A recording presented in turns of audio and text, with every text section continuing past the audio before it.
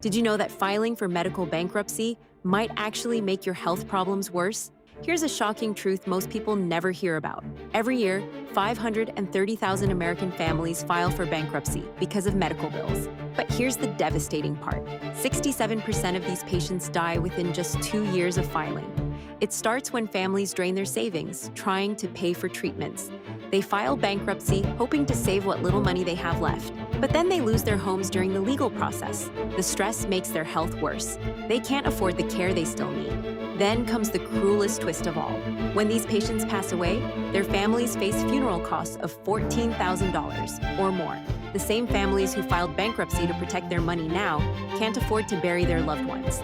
They're stuck choosing between honoring their family member's memory or going deeper into debt during the worst time of their lives. The system that was supposed to help them ends up failing them twice.